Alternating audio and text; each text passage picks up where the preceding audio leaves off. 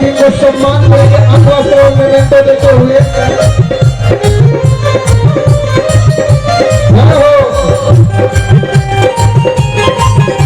गीत वाला फोटो खींचो।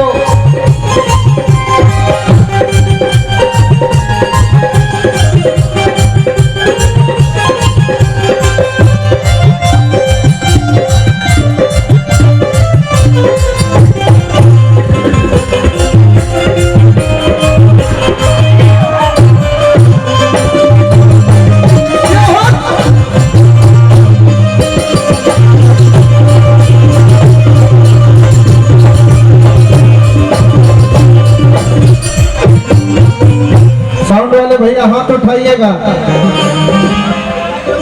और थोड़ा सा बैंड में टक्कर कर लीजिएगा। जब बचपन से ही कल्लू जी ने एक गाना गाया जो बड़ी वायरल रहे और बड़ी खूबसूरत वो गीत रहे, बचपन से ही जब हुक लगाए के बात आई तो भोजपुरी में एक गीत और संगीत की बात आई, तब से लगाई कि चोलिया के हुक राजा जी जिस गीत ने पूरे विश्व में तहलका मचाया और आज भोजपुरी जगत में एक गरिमा के साथ में मोहब्बत के साथ में जब भोजपुरी की बात आती है और भोजपुरी की प्यार की बात आती है तो अरविंद अकेला कल्लू जी का नाम आता है। जोरदार सा ताली बजा के सम्मान करेंगे। आइए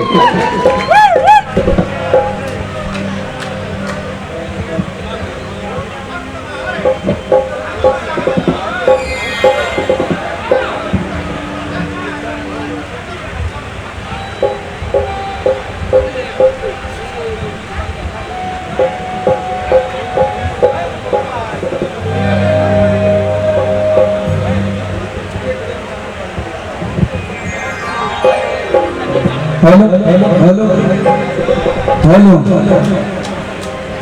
का हाल बा?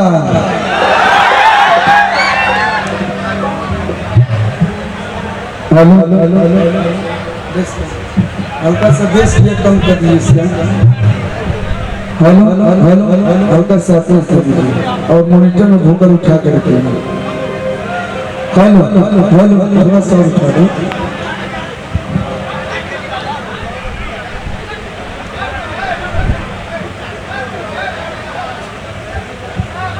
हेलो बड़ी खुशी की बात बा, बड़ी सौभाग्य की बात बा कि चटिया के पावन धरती पे एक बार हम छोट पाए गए, बउआ ना रही तन मन उमर रहे। एक बाद जवानी में वालों बोले नहीं लोग सुधीर भी अच्छी है तो बुढ़ारियों तक आवत रहा।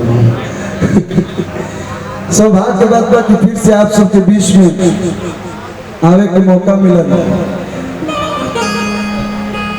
इस 27 के शुभ अवसर पे जितना भी लोग उपस्थित बस सब बड़ भैया चाचा बाबा हमने के बीच में बड़ी कम अवसर मिला कि गार्जियन लोग उपस्थित रहेला। लोग जितना भी गार्जियन लोग उपस्थित हुई बनी, साथी मंच पे म्यूजिशियन कलाकार सहित सब लोग के हम अरविंद अकेला और आप लोग के कलुआ मन से गोर छू के गोर लगाते एक बार जोरदार ताली बजा के आशीर्वाद एक प्यार दे दीजिए। बड़े भैया कलाकारों के हमेशा हुए सम्मान, चाहे छोट होके चाहे बड़, चाहे सुपर स्टार होके चाहे कोनो भी स्टार होके, जहाँ भी मिले ले हमेशा एगो छोट भाई के नाते एगो भतीजा के नाते हमेशा प्यार देने। हमने के गार्जियन सुधीर सिंह भैया उपस्थित हैं, चाहे एक बार जोरदार ताली बजा के आप लोग स्वागत कर लो।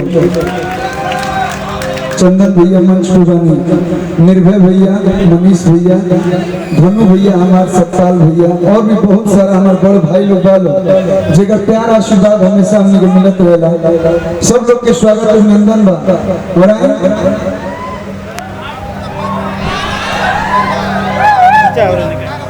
बड़े भैया लोग भैया जरा के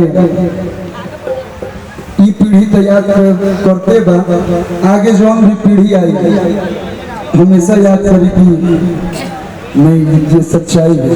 हमने के तो भैया लोग के आशीर्वाद प्यार ठीक बा चलो तनी सी, लेकिन वाकई जरा के सुन के लागे ला कि ना कुछ सीखे के बाद ताल्लुक भैया जैसे सिंगर का आप गाना लगा दीजिए, अपने आप सीख लीजिएगा। एक बार जोरदार ताली हमारा आलोक भैया का बजा दिलो।